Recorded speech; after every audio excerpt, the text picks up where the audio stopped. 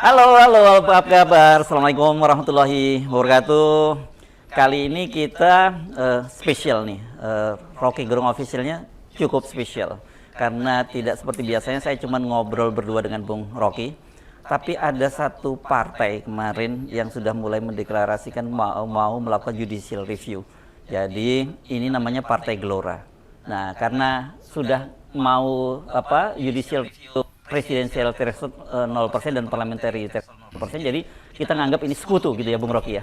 Ya, kita tagih dulu ini jujur apa enggak nih mau bersekutu gitu. Iya. Karena siapapun yang mau bergabung untuk menggugat atau mengajukan judicial review 0% itu bagian dari kawan kita gitu. Ini kita belum pemilu udah ditagih nih. Iya. Jadi either with us or either with enemy begitu ya. Tapi kalau Anda sendiri gimana Bung Rocky? Pernah percaya nggak kalau yang ngomongin bahwa akan mengajukan PT ini dua loh, ada PT Presidential Threshold dan Parliamentary Threshold. Itu Kalau Gelora. lihat dari logo partainya sih ya kita percaya aja karena gelombang kan memang mesti diaktifkan. Kalau gelombang nggak diaktifkan itu bisa jadi tsunami nanti itu. Jadi gelombang itu mesti dipecah supaya dia tidak akumulasi itu. Oke. Kita tanya dulu ya. Kita tanya karena saya jujur kemarin agak kaget ketika nonton Gelora Talk ya. Anda kebetulan juga hadir ya, Bung Rocky. Iya. Ini nggak salah dengar nih saya gitu karena idenya itu sangat luar biasa. Satu presidensial threshold, ada satu presidensial threshold dan parliamentary threshold. Yang kedua itu menurut saya yang agak saya bikin kaget adalah katanya itu Partai Gelora ini akan mengusulkan nggak ada fraksi di DPR. Waduh, padahal harapan orang nggak usah fraksi deh, jangan ada recall atau pergantian antar waktu karena selama ini kan banyak anggota DPR tuh nggak berani ngomong karena adanya recall ini ada dan kalau nggak salah ini tapi saya begitu lihat Bung Fahri ini percaya karena dia kan melawan itu gitu ya. Ya. Jadi tapi kita tanya melawan dan menang. Cuman saya udah bilang pada waktu itu kalau menang, kalau nggak salah tuntutannya 30 miliar gitu ya. Saya bilang masih ada uang dengernya. Sampai sekarang nggak clear ini. Saya nggak tahu apakah cair atau tidak kan. Ya. Oke, kita tanya dulu siapa yang mau menjelaskan ini serius atau tidak. Coba saya ketum dulu nih. Ketum dulu ketum. Ini kan ketum nama ketum Gelora ini yang kita kumpulin ya. Iya. Jadi Mas Hersu, Bung Rocky ini begini. Kita ini sedang mengalami penurunan demokrasi yang dahsyat. Ya. Dan harus kita akui bahwa pemilu 2019 kemarin itu adalah pemilu terburuk dalam sejarah politik kita. Gitu ya. Agree. Jadi harus dilakukan satu perombakan dalam sistem politik kita secara keseluruhan. Coba dikasih dulu apa namanya nih pembuktian bahwa dia terburuk. Jangan-jangan sebetulnya ini cuma hoax doang. Fiksi. Yang pertama itu adalah ongkos nyawanya terlalu banyak. Oke. Ongkos nyawa, yes. Jadi Ya ada hampir 1.000 orang ya meninggal ya. ya, jadi ongkos nyawa ini tidak pernah terjadi di negara lain, kecuali kalau pemilunya kacau orang saling bunuh-bunuhan, itu lain. Ini kan nggak jelas kematiannya gitu. Jadi yang mati ini petugas dan tidak ada konflik terbuka, ya kan? Jadi kita bisa membuat banyak tafsir, tapi paling tidak tafsir husnuzonnya ini mereka ini overload, kecapean ya. Kecapean, bebannya berlebihan. Itu 5 pemilu dijadikan satu ya. Iya kan? Ya, jadi bebannya itu menyatu di satu waktu. Nah, di tengah polarisasi yang dahsyat kemarin itu, orang kan jadi mau memilih yang mana karena pasti fokus orang kan ke pilpres. Sementara yang terlibat dalam pemilihan itu kan puluhan ribu, gitu kan? Iya kan? Sebagai calon ya, baik calon legislatif, itu ya, misalnya untuk pilkada pusat, untuk pemilihan legislatif untuk pusat ataupun provinsi ataupun untuk daerah kota, dan kabupaten DPD. ya, DPD Iya kan? plus presiden gitu kan. ya, Ini 5 terlalu banyak, itu satu. Jadi ini ongkos nyawa ini tidak bisa kita tolerir gitu loh. Jadi saya tidak membayangkan bahwa misalnya 575 orang DPR yang duduk sekarang di Senayan misalnya itu duduknya di atas tulang belulang nyawa para penyelenggara pemilu itu. Oke, total Udah? Gimana? Itu fenomenal betul ya kalau kita lihat bahwa 900 korban Ya. dan itu adalah panitia penyelenggara. Memang itu memang overload pasti itu. Tapi biar itu keputusan kasat matanya overload. Tapi nanti akan ada sejarawan yang akan menganalisis apa sebetulnya penyebab kematian itu. Iya. Dan saya dulu dengar bahwa beberapa segmen masyarakat sipil kita itu melaporkan ke PBB itu soal itu. Jadi oke, itu kita tunggu dulu, ditinggalkan. Tapi Jadi ini yang dramatis, yang sangat dramatis adalah setiap kursi DPR yang 500 orang itu dia duduk di atas 2 makam gitu. ya. Karena 900 orang kan, jadi Ya. memang Ya, 1:2 tuh. Ya, hampir 1:2 ya, 570 sekian 75 ya. Ya, Itu satu. dari sisi prosesnya. Sekarang kalau kita perdalam lagi dari sisi falsafah dasar dari demokrasi itu sendiri adalah kan partisipasi. Ya. Iya kan? Partisipasi kita itu begini, coba kita lihat dalam setiap pemilu itu kan yang diukur adalah bagaimana kita melihat partisipasi itu. Orang kan juga melihat yang namanya voter turnout itu ya. Voter turnout biasanya sekitar 70-80% dari total daftar peserta pemilu kan. Ya. Daftar pemilih tetap DPT gitu ya, daftar pemilih itu. Sekarang kalau misalnya populasi kita sekitar 270-an juta dan DPT kita itu sekitar 200-an plus minus ya, 205 atau mungkin nanti naik jadi 210 gitu ya juta. Sekarang itu sudah kita kurangi 20-30% karena tidak ikut. Ya. Iya kan? Dari VTO misalnya yang 70-80% ini kita potong lagi. Suara tidak sah. Oke. Iya kan? Itu juga jumlahnya besar. Kemudian kita potong lagi dari partai-partai yang tidak lolos threshold. Oh ya.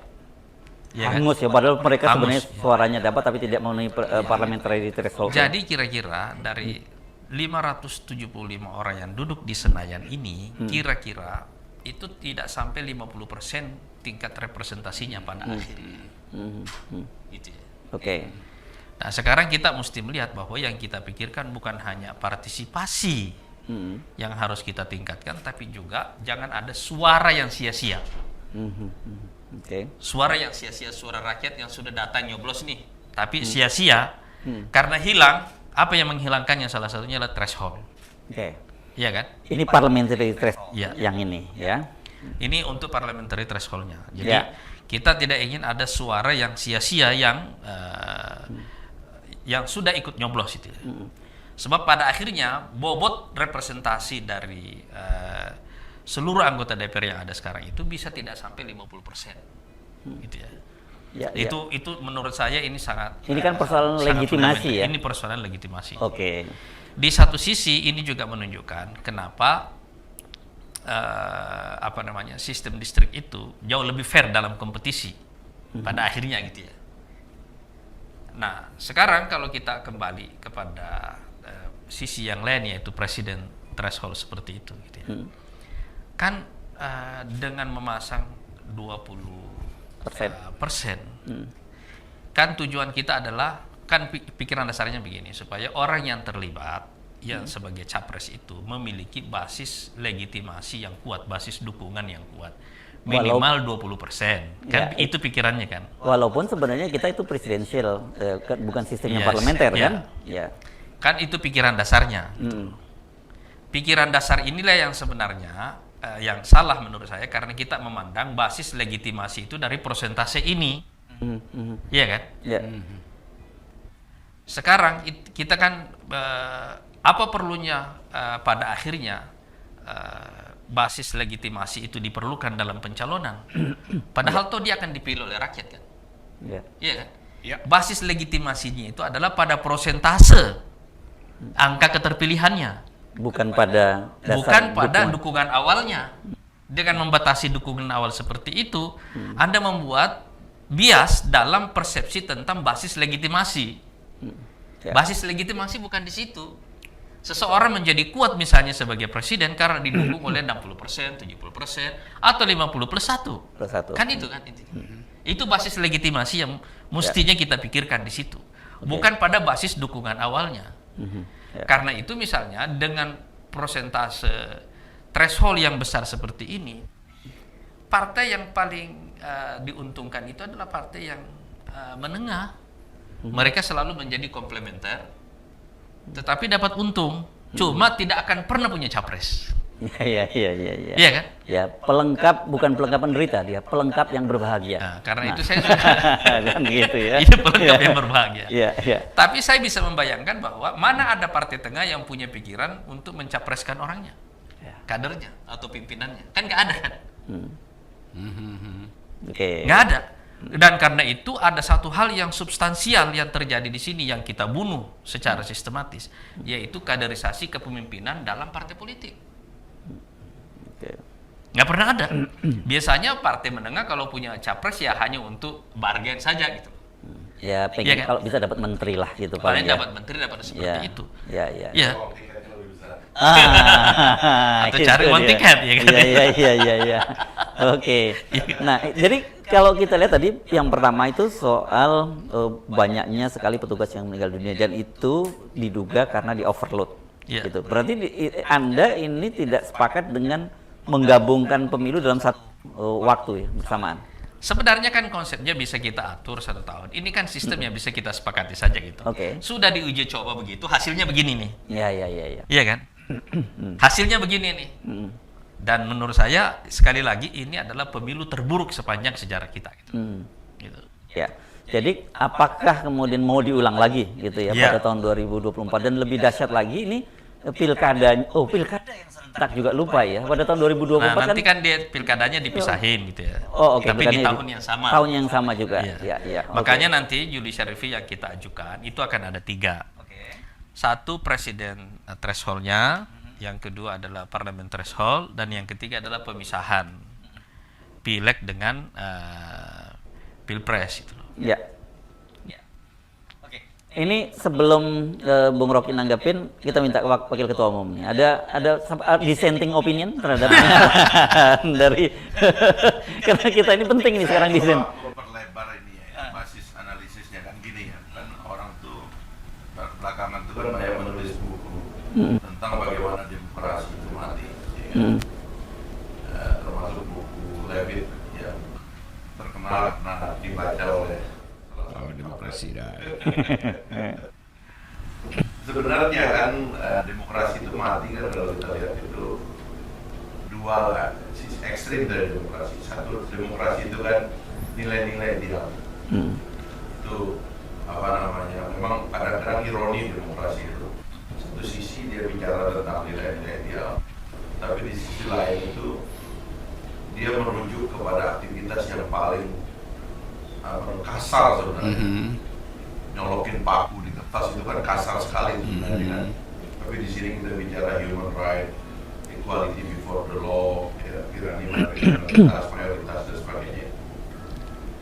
Nah, tapi bagaimana dia mati kalau sekarang kita tadi Pak Anies memulai dengan kualitas demokrasi kita yang turun, ya memang saya membacanya itu kalau kesimpulannya penulis-penulis itu adalah mulai hilangnya cita rasa tentang demokrasi. Yes, cita rasa. Taste kita itu, karena demokrasi itu kan pikiran-pikiran ideal. Taste kita tentang demokrasi itu hilang. Dan menurut saya itu yang agak hilang. Ya. Tadi saya mendengar percakapan Pak Anies sama Bung Rocky itu kan kira-kira yang hilang itu di kampus itu hilang, di media itu hilang, di partai politik itu hilang. Memang ya awalnya hilang di partai politik dulu. Ya kira-kira lalu menerobos kekuasaan itu masuk kampus, jadi cita rasa demokrasi di kampus juga hilang. Keinginan para guru besar itu untuk membela independensinya sendiri bahkan itu hilang. Saya pernah jadi wakil ketua DPR yang mewakili dunia pendidikan, pernah dilarang masuk kampus.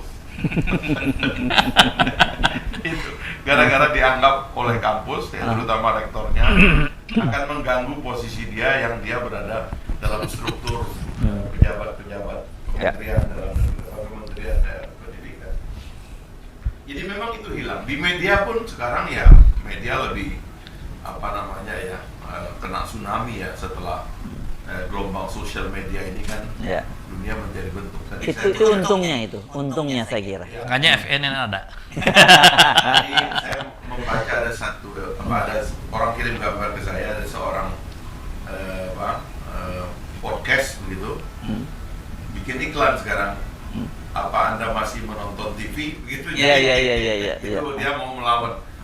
Jadi sebenarnya itu memang kematian ini terasa gitu, pelan-pelan dia, ya. Tapi itu dimulai dari partai politik.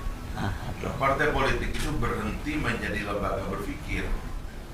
Partai politik itu menjadi power dealer.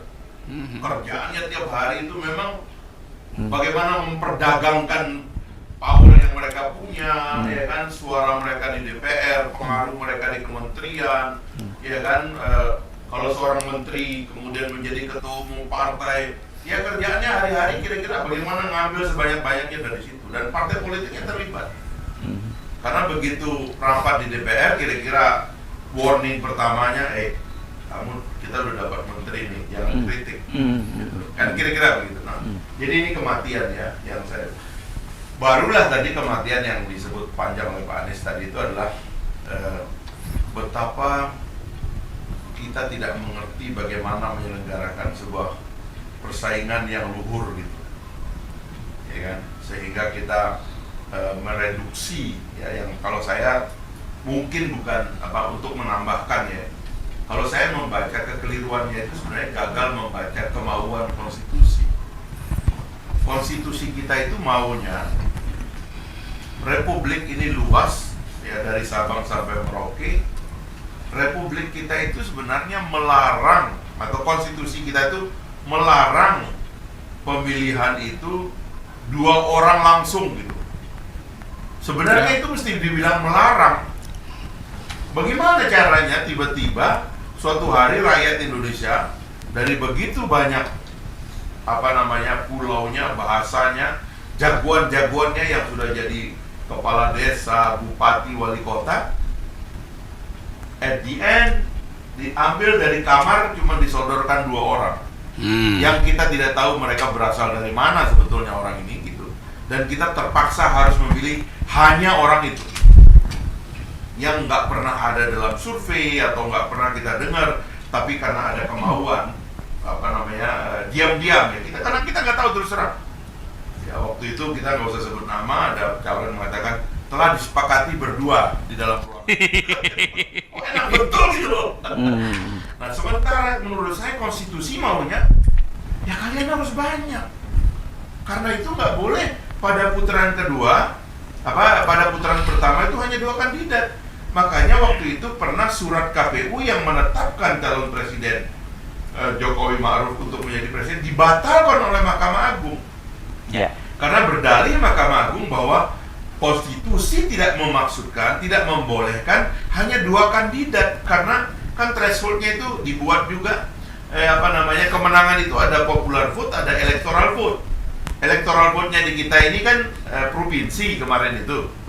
Nah, kalau tidak bisa mendapatkan rata-rata di lebih dari 50%, sekitar 20% suara di provinsi dianggap gagal. Itu makanya kemudian Mahkamah Agung membatalkan itu. Jadi nah, kalau saya kembali ke situ aja, maunya konstitusi itu apa? Suruh tarung lah orang-orang ini ya. Bung Rocky tadi mengatakan, siapa yang ngacung tangan mau maju, jangan duitnya dulu.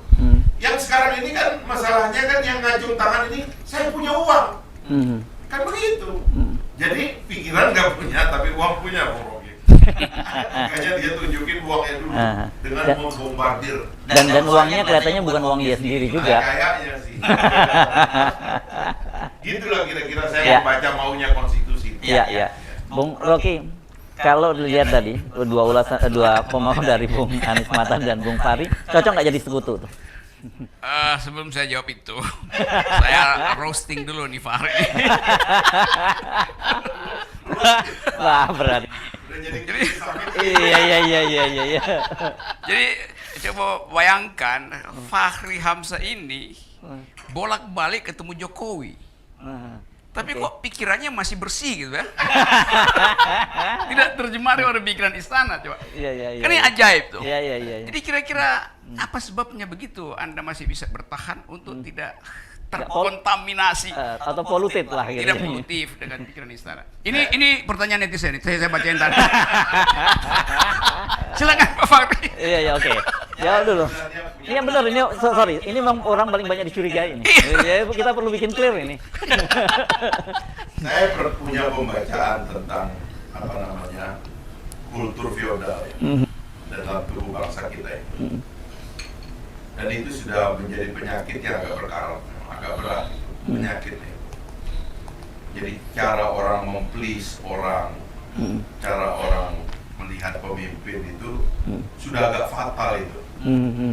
Itunya itu apa namanya derajat kesamaan kita sebagai manusia ini sudah agak jauh tereduksi. Nah itulah sebabnya mungkin sebagiannya itu orang melihat Jokowi atau orang yang bertemu dengan Jokowi dengan derajatnya agak hina gitu. Berat ini. Netizen, ini argumen Fahri. Ini tergantung dari mana melihatnya. Oposisi iya. Saya itu nggak bisa begitu. Oke. Saya terus terang ya, mungkin kultur pendidikan segala macam ya. Nggak pernah bisa menganggap orang itu apa ya mistik gitu loh. Ya dia aja gitu. Di dalam perutnya ada kotoran. Manusia biasa kayak kita. Jadi ya biasa aja. Nah jadi kalau kita ketemu Pak Jokowi, ya Pak Anies dia harus di-roasting juga. Versi dia apa? Dan dia dissenting opinion. Oke. Karena kalau dari sisi percakapan kalau ini kalau kita ketemu Pak Jokowi itu memang saya ngegasnya gitu. Pak Anies ini agak ngerem juga Iya. Ya artinya Pak Jokowi itu jadinya agak hormat gitu sama Pak Anies, ya Ustaz. Oh, itu. Jadi keustatan itu intensif dalam politik ya. Ya, jadi saya anggap bahwa kan publik lakukan terus-menerus kecurigaan pada Fahri. Tapi saya sering terangkan, Fahri itu otentik. Jadi dia nggak peduli apapun selama dia bisa pertanggungjawabkan tuh. Karena itu saya mereka yang suka WhatsApp itu kenapa teman lu waktu begituan? Enggak, gue bilang dia justru lagi berupaya untuk membawa Jokowi ke wilayah oposisi gitu. Bukan dia yang mau masuk gitu. Jadi dalil itu kita lihat sekarang tuh bahwa kejernihan pikiran itu membuat orang tidak akan terganggu oleh bujukan apapun tuh. Nah, Fahri terangkan hal yang elementer dalam demokrasi itu. Yang kita sebut sebagai free competition dan dari garis start yang sama. Jadi saya ingat lagi, bahkan Plato di awal sejarah demokrasi Athena tidak mempersoalkan siapa yang akan terpilih melalui elektabilitas, nggak ada survei di situ. Karena bagi Plato, setiap warga negara punya kemampuan etis yang sama untuk mewakili warga negara yang lain. Itu teori representasinya tuh. Karena itu Plato bilang, ya nggak usah pemilu, ya diundi aja. Karena siapapun yang terundi, dia akan mewakili potensi etis yang sama untuk jadi represent di dalam politik. Jadi kalau kita bilang 0% sekarang, ya itu ide dari awal begitu demokrasi itu. Karena kita percaya manusia itu, kalau dia bisa bercakap-cakap secara etis dengan argumen yang baik, ya nggak perlu kita curigai itu. Tapi justru demokrasi itu memperlihatkan pemburukan karena tadi itu. Yang punya amplop tebal mendahului yang punya otak tebal. Kan itu bahayanya tuh. Nah itu sebabnya kita lagi kampanye supaya intelektualitas mendahului elektabilitas. Di dalam intelektualitas itu ada kematangan moral, integritas, itu satu paket tuh. Nah saya kira itu poinnya dan saya percaya sekarang bahwa Gelora adalah sekutu kita. Atau begini Bung Rocky, jangan-jangan curiga karena intensitas. Jangan-jangan karena intensitas ketemunya Fahri dan Bung Anies Mata dengan Pak Jokowi kan, dan beliau ini berdua sekarang sudah sepakat dengan 0%. Pak Jokowi jangan-jangan juga sepakat 0%. Pak Jokowi juga tahu akal-akalan Tom and Jerry ini. Dia ngerti lah. Iya.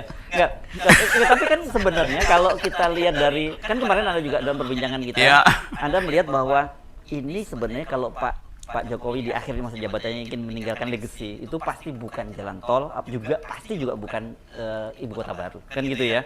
Kalau Pak Jokowi mau membeli legacy itu kan harusnya meninggalkan demokrasi yang baik dan salah satunya kan yang kita perjuangkan bersama ini kan Betul. Bagi Pak Jokowi udah jalan tol udah cukup lah. Sekarang dia perlu jalan pikiran Gelora gitu kira-kira. Dan jalan pikiran Gelora jalan pikiran kita tuh. Mulai dengan 0%, lakukan pembaruan politik secara masif, secara sistemik supaya kita tahu bahwa paradigmanya pindah gitu. Dari kebiasaan kita untuk Saya mau roasting.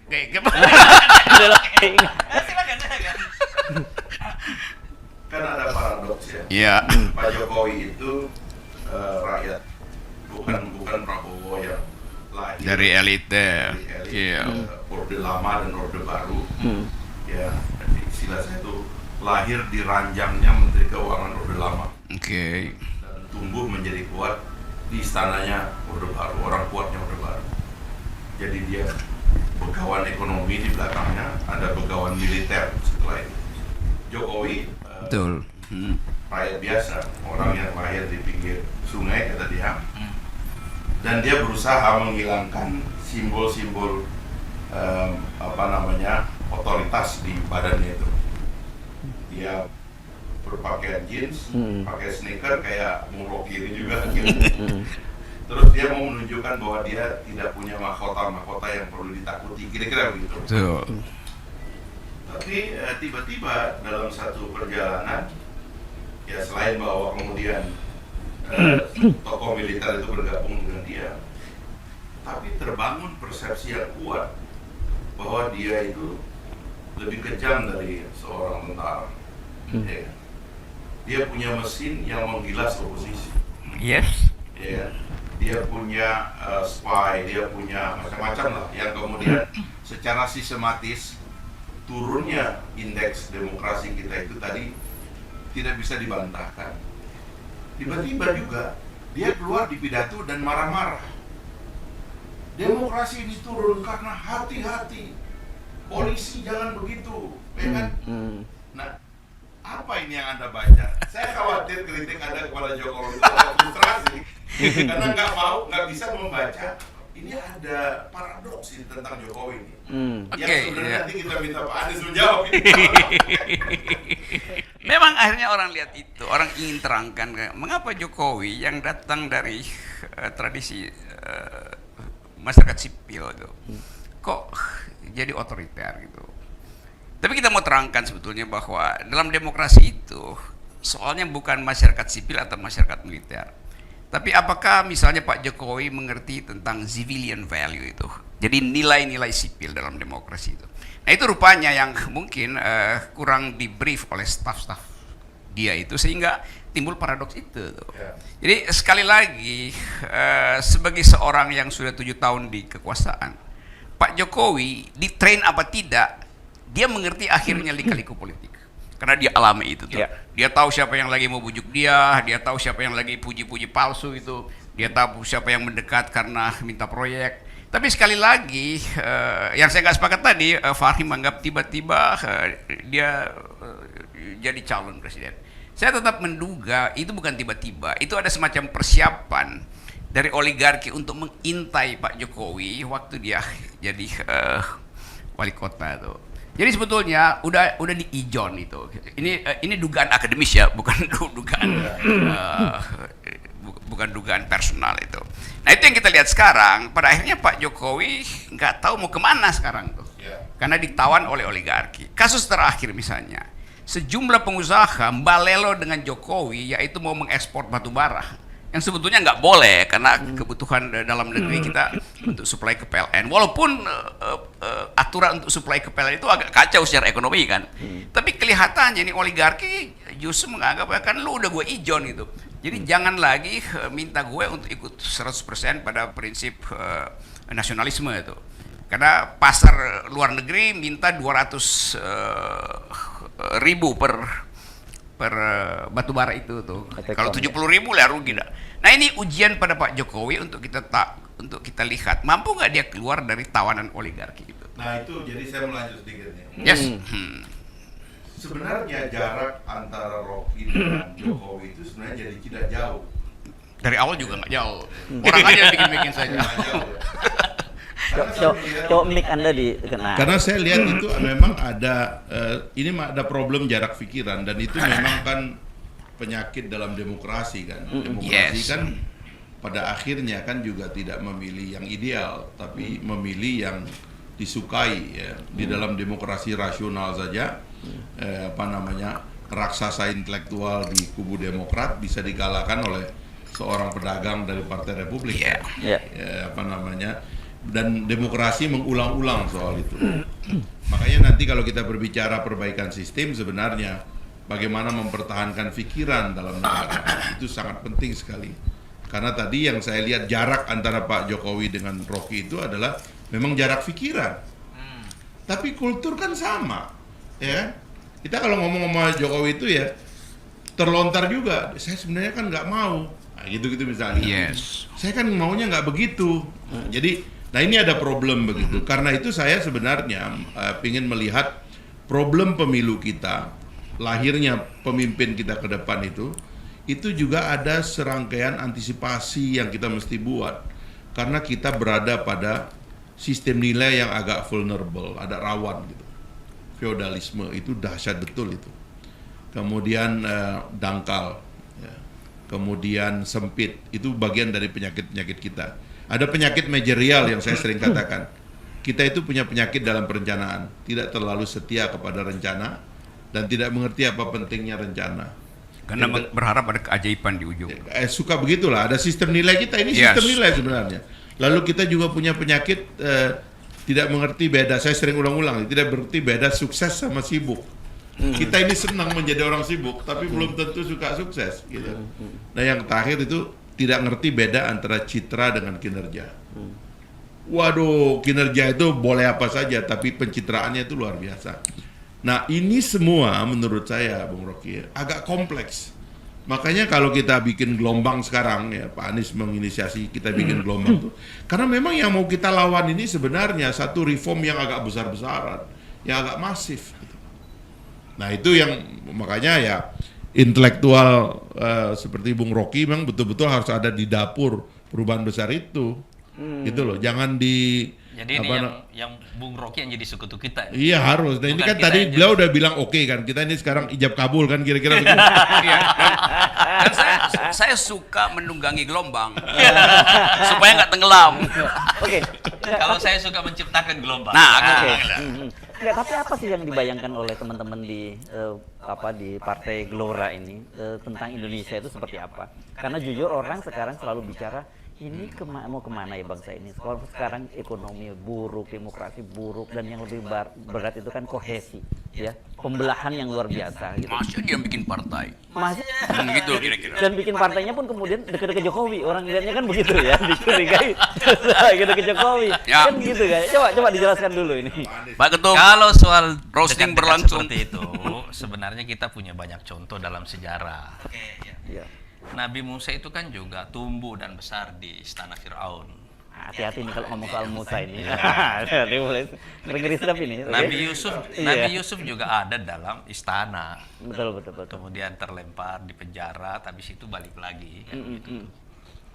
Jadi kita tidak boleh berpikir secara sederhana. Dari awal saya itu tidak melihat bahwa ada relevansi antara yang kita sebut dengan koalisi pemerintah dan oposisi. Ya. Kan faktanya Senayan sekarang juga diam semua, kan? Nggak ada, tidak ada kegaduhan di sana gitu ya. Ada oposisi setengah hati gitu Iya. ya. Tidak ada partai yang pantas kita sebut sekarang sebagai partai oposisi. Iya, Kalau media ada yang oposisi. Ada FNN. Oke, lanjut. Tapi saya punya cara pandang begini dari awal ya. Sejak awal saya pertama kali dengan Pak Harto itu dulu tahun 92. Saya baru selesai kuliah ya. Saya jadi penerjemah di konferensi non-blok dulu. Ya.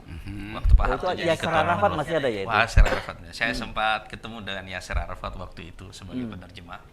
Waktu itu saya penerjemah untuk delegasi Irak gitu ya. Cuma Saddam Hussein tidak datang karena baru selesai Perang Teluk ya kan. Saya melihat Pak Harto waktu itu dari dekat dan saya tidak salaman.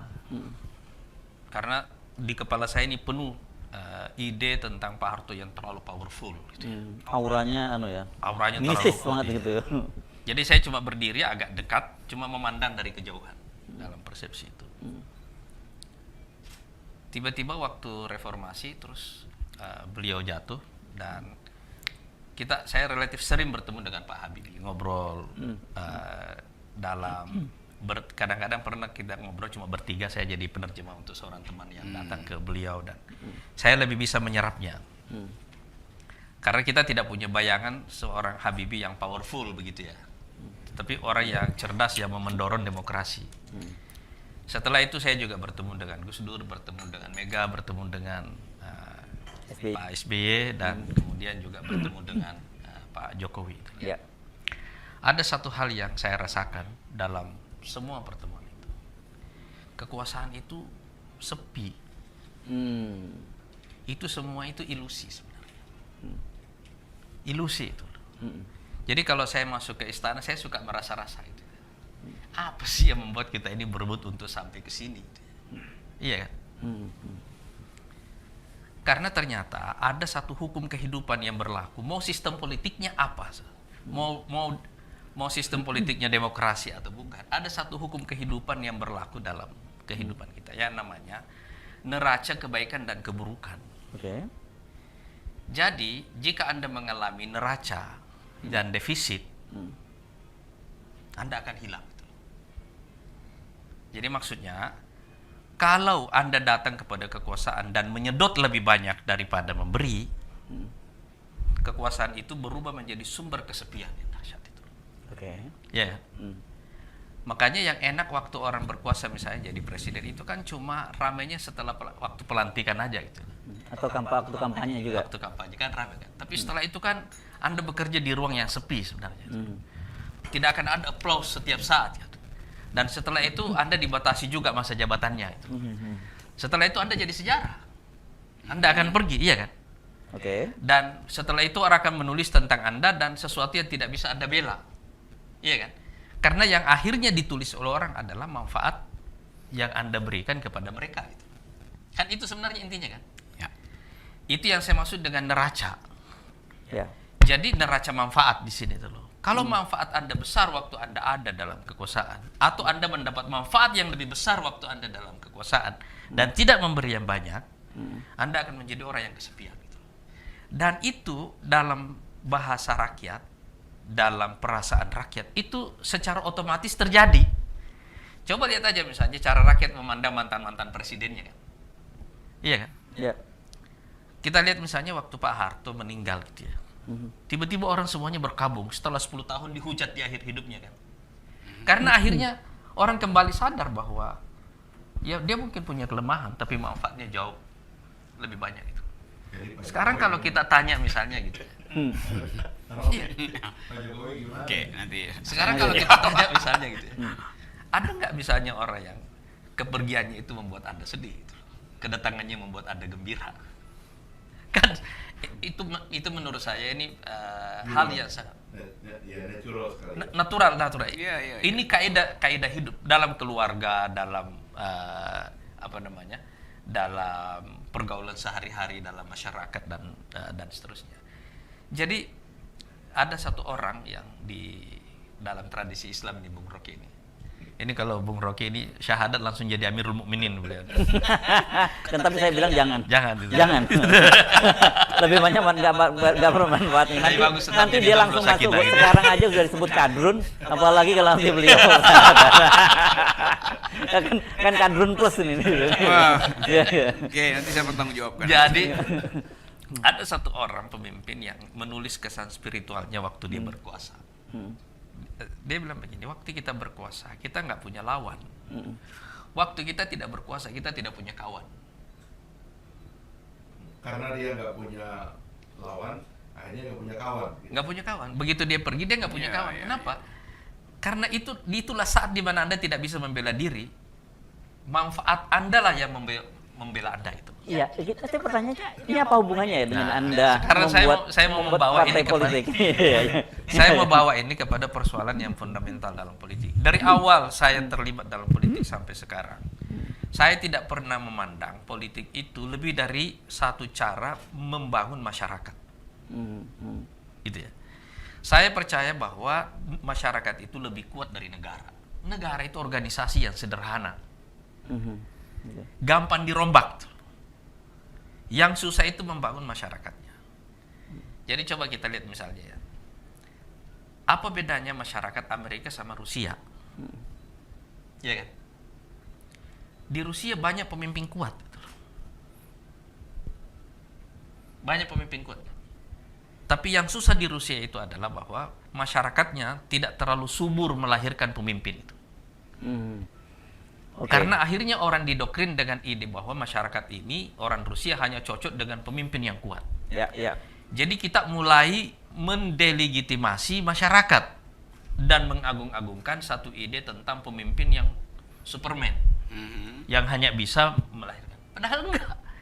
Oke, ini Kehidupan ini, bersama itu diorganisasi secara bersama. Negara itu adalah organisasi sosial.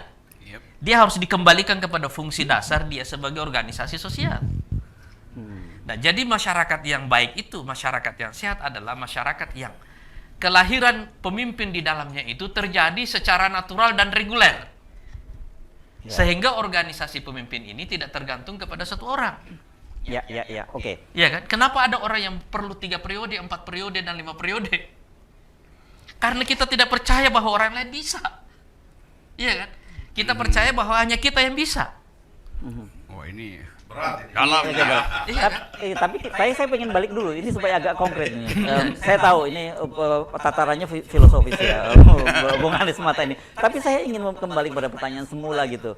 Kan ini kenapa pertanyaan tadi, kenapa Anda dekat dengan Jokowi? Itu kan sebenarnya gitu. Karena gini, saya bahkan mengamati Anda cukup lama. Dulu di partai nanti yang saya lama. bantu jawabin kalau dia. Iya, Kalau dia oke. mengelak.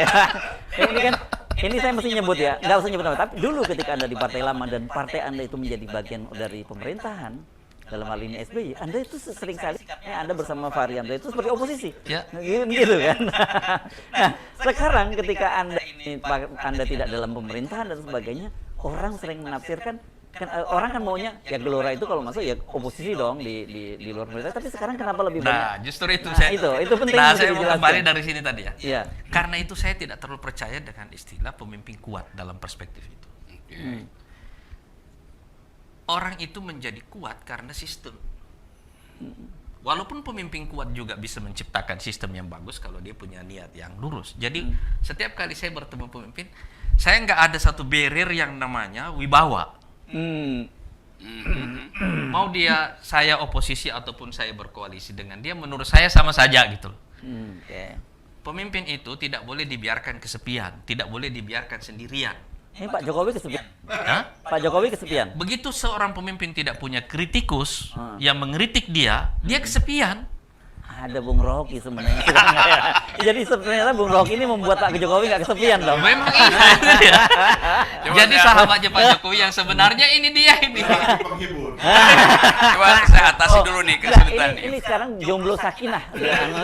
Jadi Jomblo dulu sakinah. begini. Anda kenal gak istilah apa namanya? Apa? Bahlul. Bahlul ya apa itu? Oh iya. Iya Bahlul. Ya, Bahlul. Cerita aja. Ada riwayat itu. Jadi ya? kalau di dalam tradisi Arab dulu itu ada yang disebut dengan Nadimul Khalifah. Apa itu? Semacam Ya, punakawan itu. kayak penghiburnya khalifah gitu. Penghibur Ceritanya khalifah. ini orang kan bikin asumsi saja. Siang hari khalifah ini sibuk bekerja mengurus rakyat, jadi malam hari dia perlu hiburan. Nah, selalu ada orang yang di sekelilingnya kerjanya cuma bikin cerita anekdot yang bikin khalifah itu tertawa. Itu aja kerjanya gitu. Tempat paling kebalen.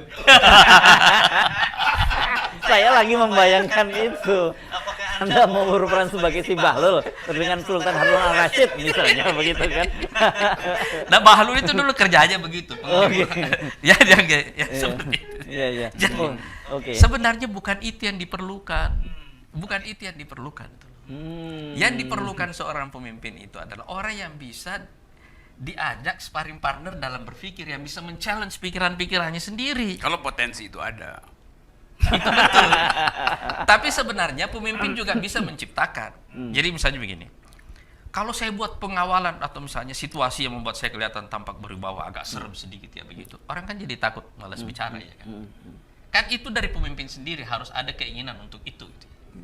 Tapi kalau kita sendiri misalnya memang menutup pintu itu, ya orang juga tidak akan datang. Tapi kalau Anda membuka, orang pasti datang. Iya. Sebenarnya pemimpin itu memenjarakan dirinya dengan membuat dia tampak terlalu powerful. Itu bahaya itu. Bahaya bagi pemimpin itu. Kalau bicara demokrasi kan, katakanlah Bung Rocky ketemu Jokowi, bisa. Kan tidak ada gestur yang dapat menyebabkan Rocky menganggap luar biasa orang ini ngangker kan? Tapi saya mau tanya Bung Kan Rocky nggak dulu. ada, Saya kan? mau tanya dulu Bung Rocky dulu. Misalnya nih Anda ketemu Jokowi itu. Kalimat pertama yang akan Anda ucapkan buat Jokowi apa? Nah, ini menarik ini. Kalimat pertama, Ini pertanyaan menarik. salam dari Gelora. Aku dianggap kader Gelora. Tapi serius, ini pertanyaan serius, ini menarik ini. Saya begini nih, saya Saya nggak pernah terpikir bertanya soal itu. Oke. iya dan ya udah ada semacam dalil yang udah selesai di kepala saya tentang Jokowi itu. Oke. Tapi kita pastikan itu sebagai dalil supaya dimungkinkan saya terangkan dalil itu kan. Nah tadi Ustadz Anies masuk dalam satu perenungan yang maha dahsyat itu karena berupaya melihat dimensi irasional dari politik itu, yaitu batin itu. Atau kata irasional mungkin nggak tepat. Dimensi yang membuat kita mengetahui bahwa ada hal yang tidak bisa diterangkan secara rasional. Saya pakai kalimat itu aja. Yaitu kemampuan untuk mengukur dirinya sendiri itu. Nah, sialnya dalam politik rasa sunyi itu hanya ada kira-kira 20 menit sebelum dia tidur itu. Selebihnya kan dia makan siang dengan siapa, yang telepon dia siapa, yang WA siapa itu. Jadi kesunyian itu jadi aneh buat dia tuh. Karena dia tahu begitu dia sunyi dia akan diganggu lagi itu. Nah itu saya bayangkan itu juga pada Pak Harto dulu. Ya. Kesunyiannya itu tiba ketika mungkin 20 menit setelah dia bercakap-cakap dengan Pak Habibie itu, lalu memutuskan oke, saya berhenti. Itu kesunyian yang eksistensial namanya, yang akan orang kenang nanti jauh setelah peristiwa itu berakhir tuh. Nah kalau kita kaitkan misalnya dengan Pak Jokowi, tentu Pak Jokowi di hari-hari ini dia juga berpikir siapa yang akan memahami saya. Nah, itu dia saya kira. Setelah satu hari setelah 2024 misalnya. Ya. Apakah dia akan diolok-olok oleh media sebagai presiden yang apa namanya tuh istilahnya segala macam itulah yang kita sensor aja hari ini nih karena ini tahun baru tuh.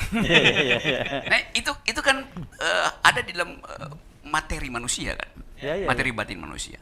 Jadi politik itu sebetulnya atau pemimpin itu dia mesti memilih tuh. Kan seperti kita punya pilihan, kita pakai fikih atau kita pakai sufistik gitu. Kalau fikih terlalu kuat, kita lembekkan dengan sufisme itu. Kalau sufisme interpretasi terlalu lebar, kita ambil bagian dari fikih supaya nggak terlalu ngaco itu. Dalam kan betul gitu kan. Dalam Habib Rocky ini. Habib Rocky.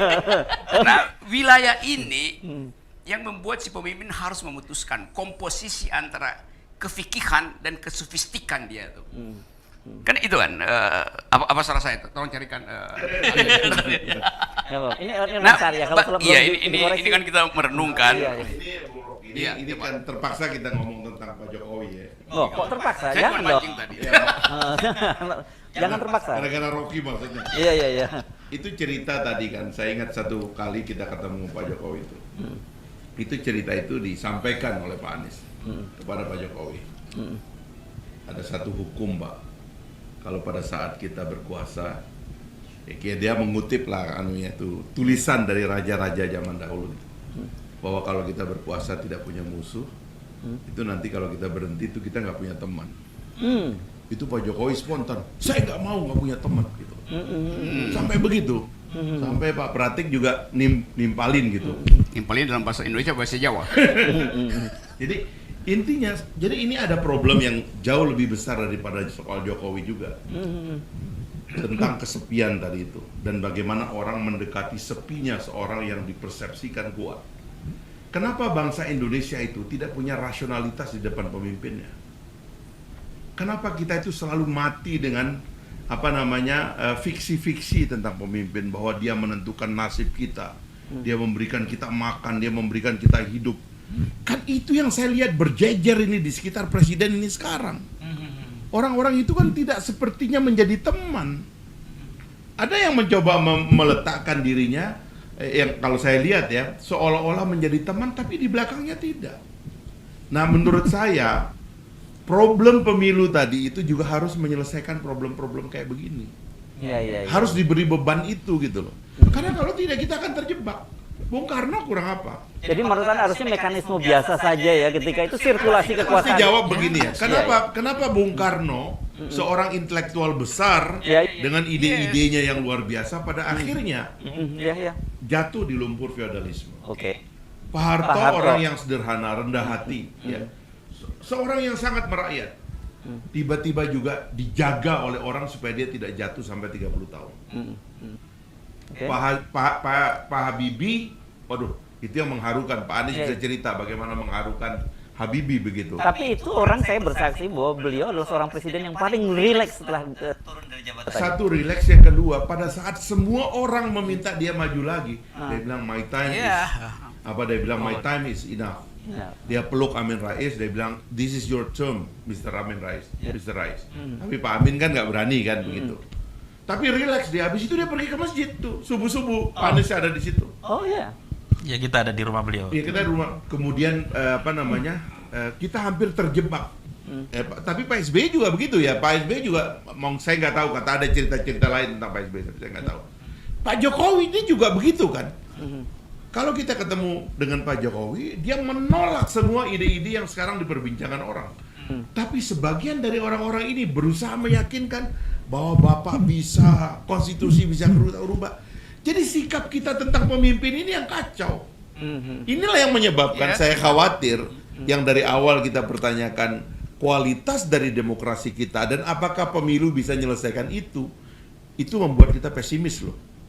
Apakah betul demokrasi ini bisa kita jaga? Mengingat usia kita hidup dalam otoritarianisme jauh lebih lama daripada kita hidup dalam demokrasi. Otoritarianisme penjajahan, orde lama, orde baru, dan sekarang kita lihat realitasnya kayak begini. Orang nggak bisa sedikit mempersoalkan instrumen di sekitar kekuasaan itu. Nah, makanya di sini perlunya kita pandang bahwa masyarakat itu harus dibuat lebih kuat dari negara. Oke. Saya pernah diundang ceramah suatu waktu di Kuwait. Di kalangan aktivis politik di Kuwait. Saya tanya, tahu nggak apa bedanya Indonesia dengan Kuwait? Itu setelah demokrasi ya. Setelah demokrasi. Ini kalau sekitar tahun 2005. Saya memberikan pelatihan di Kuwait untuk banyak aktivis politik dari banyak negara gitu ya. Kebanyakan para akademisi. Ya. Saya tanya, tahu nggak apa bedanya Indonesia dengan Kuwait?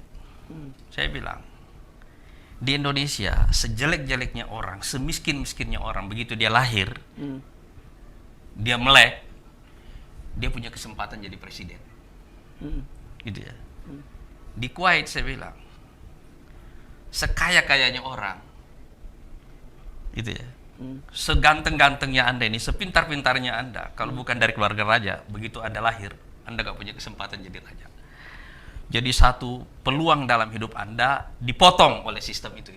Saya potong sebentar, Anies Mata. Anda membayangkan nggak sekarang kalau orang Indonesia juga ternyata berpikir sama seperti yang dipikirkan oleh orang Kuwait?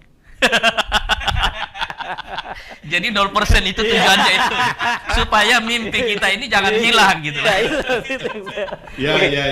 Tapi saya sejurus tadi sempat termenung Bung Rocky, jujur aja. Ini kan saya sering sekali ngobrol bersama dengan Bung Rocky ya di Rocky Gerung Official gitu ya. Kita memang orang yang paling banyak melakukan kritik terhadap Pak Jokowi. Bahkan orang bilang ini kayaknya nggak ada benernya nih Pak Jokowi. Tapi sebenarnya kemudian kalau tadi saya menyebut bahwa saya sebagai media, nggak benar kalau disebutnya media itu sebagai oposisi. Media itu tugasnya memang begitu harusnya. Di dalam dunia yang demokrasi, media itu tugasnya mengontrol pemerintah, bukan menjadi penjilat pemerintah. Jadi itu bukan persoalan oposisi, tapi itu perintah dari tugas dari Jadi sebagai, sebenarnya hak yang paling fundamental dari pemimpin kepada rakyat kita ini sebagai rakyat adalah haknya untuk mendapatkan nasihat. Oke. Coba saya terusin ya, Iya. keterangan Pak Ketum tadi ini. Iya. Kenapa kita kritik Presiden? Iya. Karena ada basis yang dia ucapkan, yaitu dia akan kembali pada rakyat. Kan itu kan dasarnya tuh, seluruh pembicaraan dia selama kampanye periode pertama. Tapi itu nggak terjadi. Jadi sebetulnya kita kasih kritik karena dia mengingkari hal yang sebetulnya potensial dia lakukan. Karena ini pertama kali seorang pemimpin itu datang dari rakyat, mestinya dia ucapkan kembali konsep rakyat itu. Kan itu sebabnya tuh. Lain kalau yang mimpin itu Pak Prabowo mungkin, ya Pak Prabowo ada dalam tradisi militer yang sekaligus built-in dalam kepemimpinan dia itu yang apa namanya itu komando mendahului percakapan. Jadi Pak Jokowi gagal memanfaatkan momentum sejarah untuk mengembalikan fungsi rakyat secara sentral.